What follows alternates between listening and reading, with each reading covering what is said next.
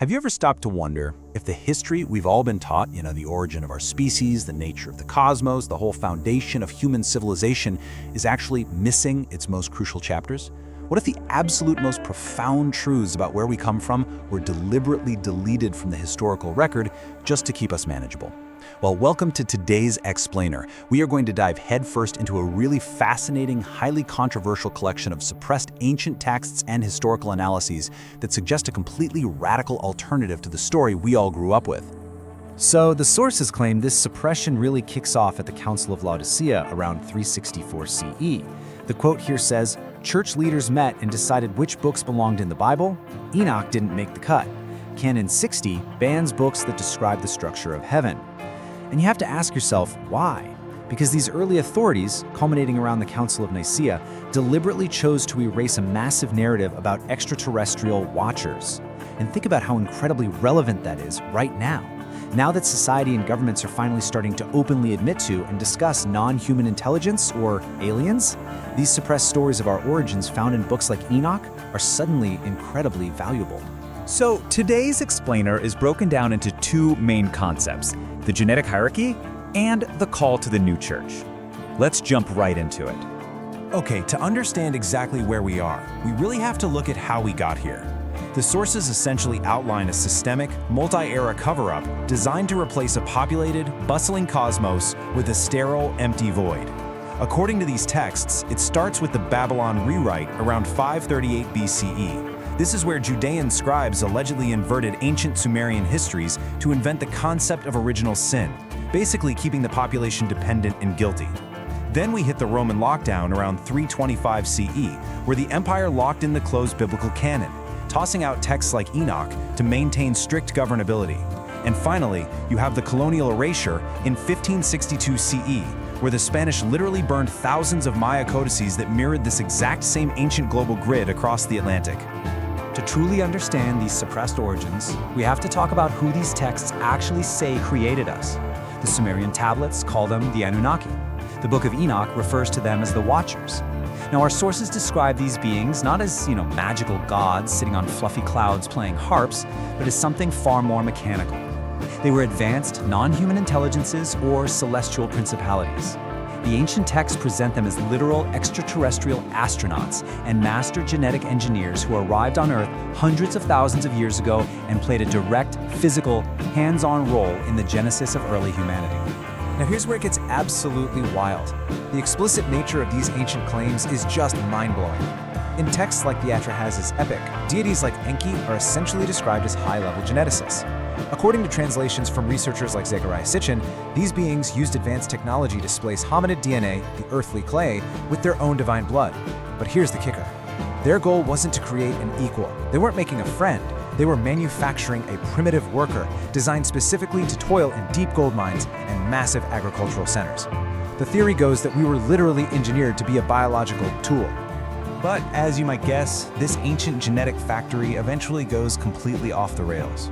According to the banned Book of Giants, there were three distinct tiers to this re-engineered biological playground. First, you had the Nephilim lineage. These were the elite, massive giants created when the Watchers crossbred directly with human women, which resulted in this uncontrolled genetic gigantism. Second, there were the hybrid chimeras. This is transspecies gene splicing, where animal and human DNA were combined. So yes, according to the texts, this is the literal origin of mythological creatures like minotaurs and griffins, designed to do specific administrative tasks. And third, the worker samples. These were the early, heavy-browed hominids perfectly tailored for harsh, backbreaking labor. So, what does this all mean for history's most famous disaster? Well, the sources argue that the Great Flood was not an act of divine moral punishment against general human wickedness at all. Actually, scratch that. It's reframed entirely as a necessary biological reset. The Anunnaki leadership, absolutely horrified by an Earth that was now overrun with resource-devouring giants and corrupted chimera genetics, initiated the deluge as a massive quarantine protocol. The goal was simply to wipe out an infected, totally out of control biological experiment while preserving just one refined human lineage to start over. So with all these suppressed histories finally coming to light, our sources explain how this lost knowledge is actually sparking a modern spiritual framework. a new way to look at things, essentially a call to a new church designed to help humanity reclaim this stolen cosmic heritage. And it operates on a very structured, practical system. You have the 4 pillars, which lay out the architecture of why the universe operates. Then, the 10 orders, the craft of how we act on the physical plane every single day. And finally, the 42 layers of the shield, which govern the purity of what we keep out of our souls to maintain our focus. To really wrap our heads around this shift, we just need to look at the stark contrast. Mainstream dogma, heavily shaped by that Roman lockdown at Nicaea we discussed earlier, actively chose to suppress the knowledge of extraterrestrial intelligences. They preached original sin, passive faith, and a sterile, completely empty cosmos. But the doctrines drawn from these suppressed texts promote a really empowering, non-dualistic philosophy. They teach the idea of the created creator, an active sovereign stewardship of our reality, in a universe that is just teeming with populated celestial intelligences. It's a complete 180-degree shift from passive submission to active, conscious participation in the universe. And the absolute core of this new framework is something it calls the prime paradox. It basically states that humanity exists in a state of dual nature. On a physical level, sure, we are microscopic specks of cosmic dust, completely subject to the unyielding laws of nature and mortality. Yet spiritually and intellectually, we possess the sovereign architectural authority of a creator. The new church asks its followers to hold both of these truths at the exact same time. We have to balance an ultimate, terrifying reverence for the vast universe with our own powerful, inherent ability to observe it, name it, and shape it. And this brings us to a super practical application of this doctrine, the cosmic blueprint. In this new framework, the birth chart isn't viewed as magical fortune-telling, and it's definitely not feared as some sort of astrological fatalism. Instead, it's utilized as a structural inventory. It's treated as a mechanical schematic of a person's natural instinctual grain and their built-in densities.